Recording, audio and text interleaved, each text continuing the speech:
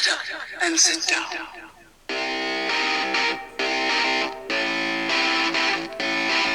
Good evening, everyone. Welcome back once again to Vicious Rants, and of course I am your host, Mr. Main Event himself, the often imitated, never duplicated superstar Team Vicious, and we are talking about Raw this week. Was in God's country, Philadelphia, by God, Pennsylvania. Oh, it's always good to see any wrestling show in my beloved hometown. But before we get into the show, do need to remind everyone, we are a WWE Shop affiliate. So what that means is, if you're watching this on YouTube or listening to this, wherever you get your podcast from, go in the description tab, click the link, and you would see, and that'll take you to WWE Shop. You make any purchase off of there, and we in return receive a small nominal commission, which in turn helps us build the show for you guys. So you help us make this better for you. So now that that's said, let's switch gears and talk about last week via the SmackDown Rewind. Excuse me again. And the big highlights from last week's SmackDown, folks.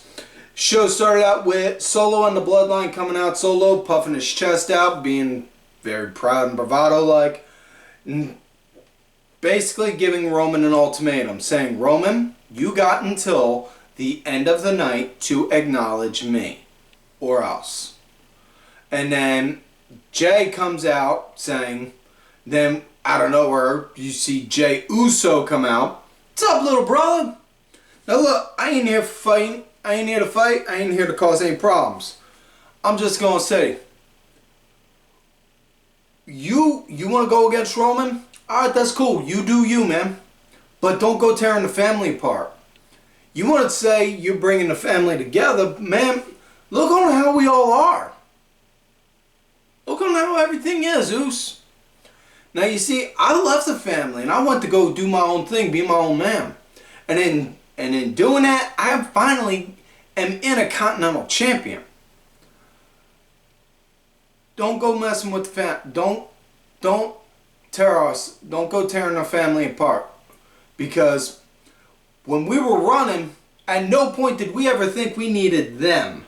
We never needed Tama Tonga, Tonga Lao, or Jacob Fatu. Nah, we ain't never needed them, Moose. Look at you. Look at what you done. Look what you done with this family. And it just kind of left like that. So with that said, let's just fast forward to the end of the show where Roman confronted Solo, and Roman just looked at him and was like, you know what? I miss on how we were. I miss when we were at the top. I miss when we had all the championships. I miss when we were getting payouts people would dream of. I miss us being in the promised land again. What do we got to do to get back to there? Solo looking at him basically. Simple. All you got to do is acknowledge me. That's it? Fine. Fine, Solo, I acknowledge you. No, Roman, it's not that simple. You got to acknowledge me as your tribal chief. Roman just like, no, I can't do that. So then, Roman, the same option. Acknowledge me as your tribal chief or else. And then you hear Roman go, or else what? Same old Roman. Alright, I see you gotta have an example shown. Fine. Next thing you know, you see the Gorillas of Destiny and Jacob drag out a beaten up Jimmy Uso. And you just see Roman looking. And then Roman go to try and fight. Roman go to fight go and fight Solo, and then winds up getting beaten up by all the rest of the bloodline, and that's on how that show ends. So the other stuff that happened on the show was we had a triple threat tag team match. to determine who's going to compete next week to see who's the number one contender for the tag titles. We had the Street Profits going against DIY, going against, yes boys, Pretty Deadly. And DIY wound up getting the win. Way cool.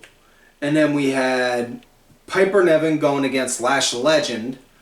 And for those who don't know who Lash Legend is, listen, I get NXT is developmental, and to use a baseball analogy, it's the farm league. NXT has made themselves and has established themselves as a third brand. There is no denying that.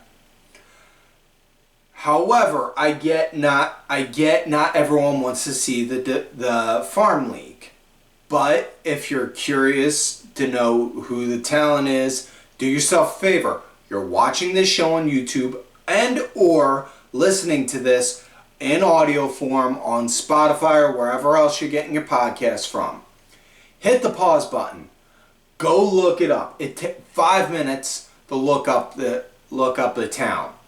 You got all of the information in the world. It's literally sitting there in the palm of your hand, holding your phone, watching this, listening to this, or having this on a computer. You got all the information in the world right there. 5 minutes, that's all it takes. Either way, good match between Lash and Piper. Lash wound up getting the win. And between this and the stuff that happened on that Monday, I gotta say, I'm pretty sure Lash and Jakara Jackson are going to be getting a call-up soon, which way excited for. That's always glad to see when talent gets the call-up. Also had another triple threat tag match had Theory and Waller going against Garza and Carrillo, going against the debuting Motor City Machine Guns. Oh dear God, it was so great to see the Motor City Machine Guns make their debut. Now, if you don't know who the Motor City Machine Guns are, much like what I just said a moment ago about taking the time to look it out, let me say this also. For the youngins that may be watching from the 25 and under age bracket, this is probably your favorite if not your favorite tag team's favorite tag teams. The Motor City Machine Guns are that good. And I will say this, and if anyone dare wishes to challenge me and debate me on this, feel free to do so in the comments. I am open to debating, but not arguing. The three greatest things to come out of Michigan are the Motor City Machine Guns, Chris Sabin, Alex Shelley, and number 3 being Kendra Lust. I welcome any and all challengers in the comment section to debate otherwise. Moving forward though, match was good. Really great welcoming the WWE match for the Guns. The Machine Guns wound up getting the win. I jumped and I popped for that. That was cool to see them though. It was cool to see them, And we also had a tag match, Naomi and Bayley going against Nia Jax and Candice LeRae, and this came to be, it was originally supposed to be Nia and Tiffany, but Tiffany said she wasn't feeling good. Yeah, doing that. So she couldn't compete. Nick Aldis offered the option of, well, let's find another partner for you. Candice LeRae then offered her services. Well, if I may, speaking champion to champion, you're the SmackDown Women's Champion, and I'm the first ever WWE Women's Speed Champion. Well, and then I just looked like, alright, just hold up your end of the bargain though. Otherwise, what I'm going to do to you is going to take less than 3 minutes. And then and then Candice just looking like, yeah, okay, okay. Gulp. So, decent match. Nia and Candice got the win. Much to my personal surprise, though, Candice wound up getting the winning pinfall. She was the one that actually got the pin for the win. And then, yeah, that was pretty much it. So, with that said, let's get into the show. Raw in Philly. It starts out seeing the talent walking into the arena, very, very UFC-esque. And then as you see Bronson Reed coming in, Seth out of nowhere, boom! Doing a big surprise sneak attack on Reed, beating him up, throwing his case at him, beating the tar out of him, and then storming through Gorilla down to the ring, getting on the mic. Bronson! Get your ass out here, boy. Let's finish this.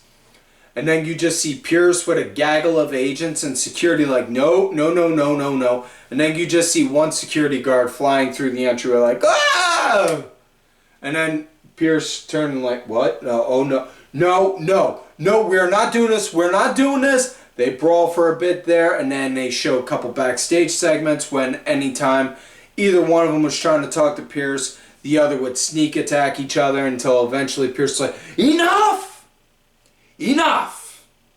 You two want each other that bad? Fine, I get it. You two want each other? Fine. Crown Jewel, you guys got each other. Until then, enough! I need a drink. Those are Pierce's words, not mine. Either way, though. Now we get into the first match of the night.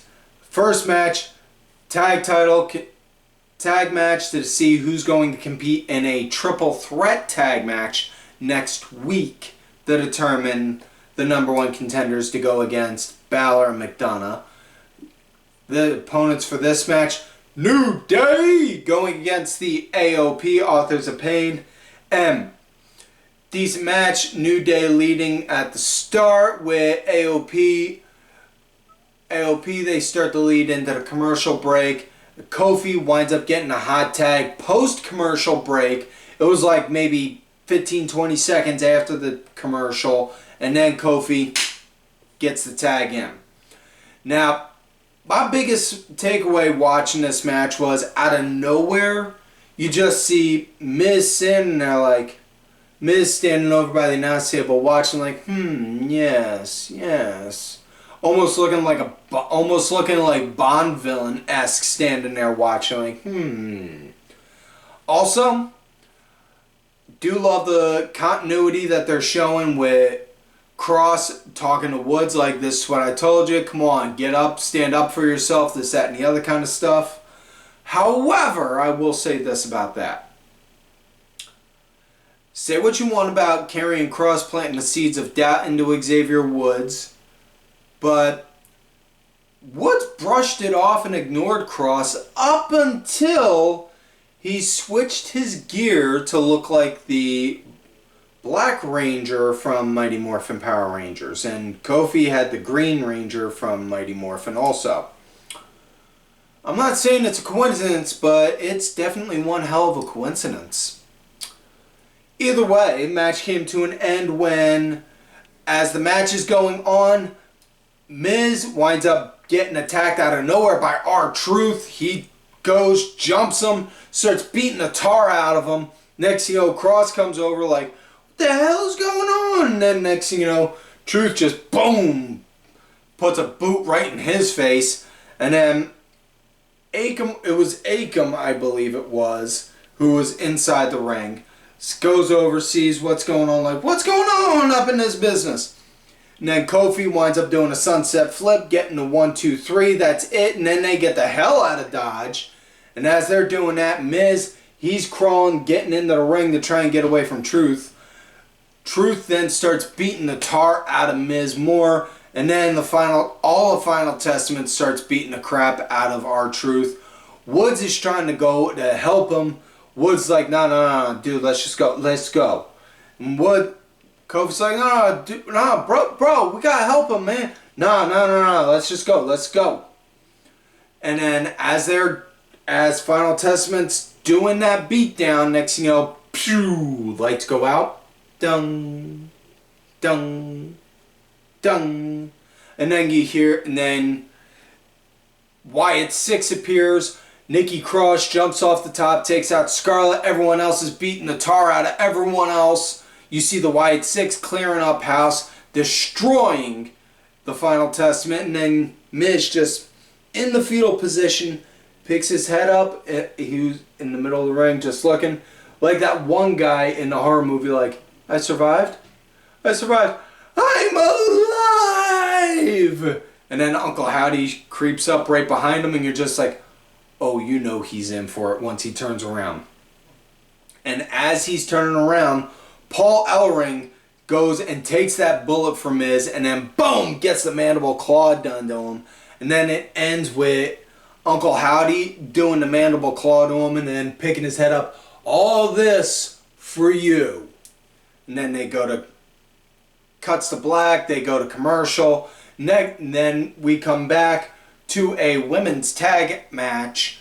Io Sky and Kairi Sane going against Liv Morgan and Raquel Rodriguez. And this came to be because of a backstage argument that led to this match. So as far as, but Io and Kairi, they were leading with Raquel being the punching bag, which I gotta say I was relatively shocked on, because Raquel being the punching bag, she's the big powerhouse. So yeah, I was legit shocked on that.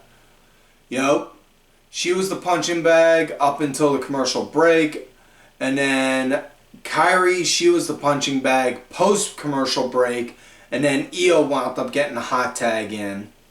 Started cleaning up house, everything was going good. Now, they had Lash Legend and Jakara Jackson sitting ringside watching, because they have a tag match coming up on Tuesday on NXT against Io and Kairi. And Io winds up getting in their face, and then just straight up, boom, decks Miss Jackson, and then Lash does not stand for that, and then boom, decks Io right in front of the ref, so the ref calls for the bell, so match ends in a DQ. They start fighting, and next thing you know, you see Lash and Jakara go and get in Liv and Raquel's face, and then all you hear is, "This is my brutality!" And then just Lash just looking like, alright, come on, honey. You can just pick your poison now. You can either get your ass whooped by us two, or you can get your ass whooped by her. Either one. Because then you just see Liv's face kind of cringe in terror, like, what? And then Raquel, like, it's okay. You go off to the side. You go here. This is what you brought me in for. Let me be your heavy. And then Rhea, boom, she takes out Raquel. Then Rhea again, boom, takes out Liv. And just as she's about to go and hit her with the Riptide, Dominic Mysterio shows up out of nowhere, pulls Liv to safety. Rhea then goes and gets Dom, puts him in the prison lock, and then they pull Dom out to safety. So yeah. Next up, we have another tag match for the Triple Threat Tag Contenders match. Easy for me to say. For next week, Rey Mysterio and Dragon Lee with Zelina Vega going against the Creed brothers, which again, money on the table, having a tag team named American Made and not using the old American Made music from Hogan's WCW run. I'm just saying, that would work for them. Either way, Creed brothers, they had Chad Gable and Ivy with them, obviously. Now, nice little feeling out at the start with the Creed brothers leading the pace. Dragon was the punching bag until Ray wound up getting a hot tag in. It was a good match. It was a good match, and it was a good clash of styles kind of match. You know, with the Creed brothers being ground and pound wrestlers, old wrestlers, shooting wrestlers, whereas Ray and Dragon Lee, Lucha, it was a good clash of styles. And Match came to an end when Ray wound up hitting a 619 on Julius, and then as he's laying in the middle of the rope after just hitting it, leans over to Dragon Lee. Yo, time to shine, time to get in. Dragon tags in, goes up, gets Froggy for a frog splash. 1, 2, 3, that is it. So, should also note, Zelina Vega and Ivy Nile did argue with each other for a little bit on the outside with Gable there. So, yeah. So now we come to main event match of the night. The Big Bad Booty Nephew, who has a 33 1/3% chance of winning this match. Bron Breakker going against the Intercontinental Champion, Jey Uso, for his coveted Intercontinental title. And good solid action. Braun, he was leading right up until Jay wound up noticing the Bloodline making their entrance and showing up out of nowhere, and just Jay, it was like somebody got a needle full of adrenaline and just stabbed it right into Jay, because that's when it like woke up like, what? What are you doing here? Whoa, easy, man. Got tickets. We got tickets. We're here to cheer you on, man. We're here to cheer you on. Yo, move out the way, Oos. Move. And then moves. Jay winds up working on Braun some more. And then next thing you know, you see Tonga Lao go lean over. Hey, you got this, Jay. You got this. Patting him and all. And then Jay just backs up. Boom! Pops him with a super kick. Tama Tonga jumps over. And then next thing you know, boom! Pops him with a super kick.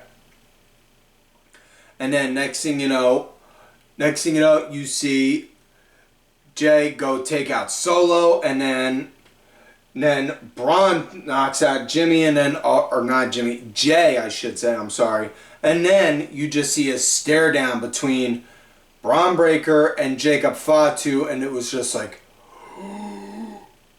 you could just hear the money being printed off that match. Yeah. But either way, eventually they get back in the ring, they start going for a bit, and then the match comes to an end when Jay winds up going to do a running charge at Bron Breakker, and when the ref's not looking because he's distracted by the Gorilla's Destiny, Jacob Fatu, boom, knocks out Jay, scoops him up, does a Samoan drop onto the announce table, then scoops up Solo, grabs the Ulafala, and then they get out, and then Breakker just looks, picks up the scraps of the remains, throws Jay back into the ring, goes, does a running charge, and then spear for the 1, the 2, the 3, your winner and new Intercontinental Champion for a second time, Bron Breakker. So, yeah, all in all, I gotta say, like I said, the Raw moving to 2 hours, it feels more fluid now, like they got the rhythm down now. I'm good with it. I'm good with it being 2 hours, 1 hour, 3 hours, you know, whatever it is. As long as I got a rough idea of what I'm walking into, I'll watch the whole show. But either way, speaking of shows, that is it for this week's show, folks. So, please, if you're watching this on YouTube, like the video, subscribe to the channel, go back, watch some of the other episodes when you can. If you're listening to this in audio form, give us a follow, leave a 5-star review if you feel we've earned it. Share the audio with people. We're trying to build that platform also. Thank you to contributors. Show LFC Lingerie Fighting Championship with a little bit of wrestling, a little bit of MMA, a whole lot of attractive women, and a little bit of nothing. Thank you. Also, check out whatamaneuver.net for some Vicious Rants apparel. Perfect shirts for somebody you love, somebody you hate, or a gift just to give the goodwill so you can get your stuff. We got t-shirts, tanks, long sleeves, women's tees, toddlers, and baby onesies. Also, folks, don't forget to check out these cool ass cats right on the Twitter. DSB_IV, main event_net, the Main Event Wrestling Network Twitter account. Sergeant Curry Pants, 3 Count Thursday, D Dryer 1986. Folks, like I always tell you, you love me great, you hate me. Shut up and sit down. Fuck yes.